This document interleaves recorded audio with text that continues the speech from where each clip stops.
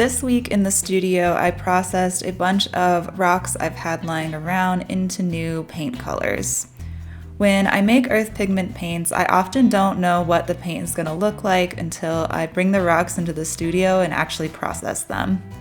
This first one was a rock I found on a trip to Montana last summer.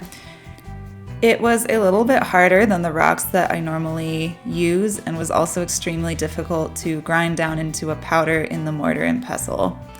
When I first made it into paint, I was a little discouraged because, as you'll see in a second, the paint sample is pretty similar to a lot of the other browns I find here in the Southwest. At first, I thought it wouldn't be worth it to process it anymore because my other browns are a lot easier to grind down. But then once I saw it dry, I saw that it was this beautiful dusty lavender color that I don't really have in my palette. This next pigment is just some dirt, but I found it on New Year's Eve this year while hiking in the Sandia Mountains here just outside of Albuquerque. I like that this one is connected to 2025 and the start of the year, and I love making paint as a special way to mark different milestones in life. To be honest, this one looks kind of gross when I first start making it into paint, so you kind of just have to trust the process here. But it smelled amazing. It smelled like different pine needles and the forest floor.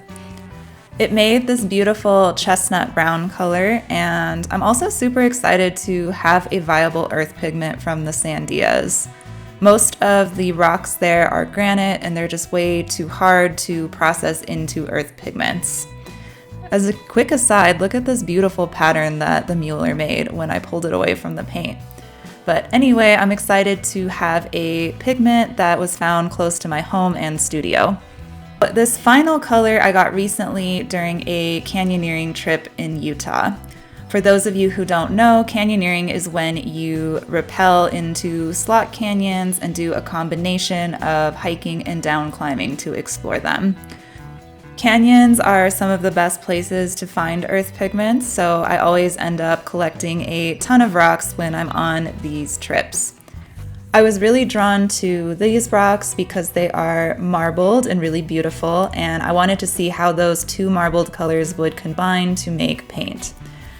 It made this really cool dusty rose color, and I honestly wish I had collected more of these. All in all of these rocks made some really unique and interesting colors, and I'm excited to add them to my palette and make new paintings with them.